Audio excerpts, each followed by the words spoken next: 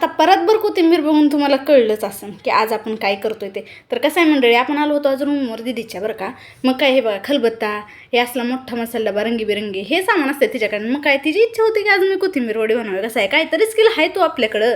मग काय मस्तपैकी कोथिंबीर आणली बाजारातनं आणि बनवायला घेतली. आता आपल्याकडे गारा पण नव्हतं बरं का, बॅचलर लाईफ. आणि त्यात आम्ही हे बनवत होतो रात्रीच्या 10 वाजता. चवीनुसार मीठ म्हणता थोडंसं मीठ जास्तच झालं होतं.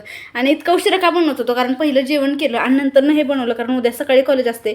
मला घेऊन जाऊयात नाश्त्याला. पण हे बघा, हाय नाही तेवढा राग म्हणून ना त्याचा डो बनवून घ्यायचा आणि हे बघा ताटात त्याला मस्तपैकी तेल लावून ताटात ठेवायचं होतं. आता आमचा विचार होता की त्याला गोल बनवा बरं का, प्रॉपर एकदम.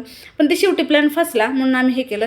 आणि this is bachelor life is equal to full to jugaad. मग काय मस्तपैकी त्या कढईत आपली प्लेट पालती घातली आणि ते तर उकळायला ठेवून दिलं. आणि 20 मिनिटं उकळायचं असते बरं का. तोपर्यंत हे बघा ते ताट ठेवलं त्याच्यावरती. आणि भांडी जास्त खरकटी करायची नाही ह्या तत्वावर आम्ही मग पीठ मळलेलं होतं का तेच ताट त्याच्यावर पालतं घातलं. 20 मिनिटानंतर गॅस बंद करून ते बघितलं शिजलंय का नाही ते बघायचं होतं. आता आम्ही यूट्यूबवरच्या व्हिडिओत बघितलं होतं बरं का की चाकू टाकून बघतात त्याच्यात ते हे होतंय का. आता आमच्याकडे 2-3 चाकू होते बरं का. एक दात्र्याचा चाकू होता. आता हे घालून बघितलं तर हे बघा थोडं चिकटत होतं बरं का. डबल घालून बघितलं तरी पण आम्हाला काय अंदाजच आहे ना.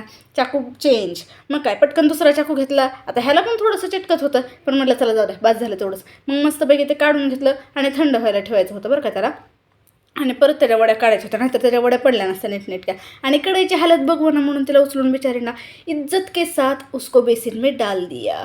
कारण त्याला आता घासून परत त्याच्यातच तेल तापवायचं होतं. आणि हे बघा मस्तपैकी त्याच्या वड्या कट करून घ्यायच्या हळूहळू बरं का. नाहीतर लास्ट टाईम खूप विचारताना आपल्याला ऑलरेडी लागलं होतं. यूट्यूबवर तुम्ही बघितलंच असं. कसं आहे आता हॉस्टेलवर बनवताना लागतच असते हो, पण आता काळजी पण थोडीशी घ्यावं लागते. आणि मग काय तीच कढई घासून त्याच्यात हे केलं आणि दसमुसळेपणा इथं पण आला बरं का. कारण ते तेल टाकताना आपल्या दिदीकडे आहे केटल.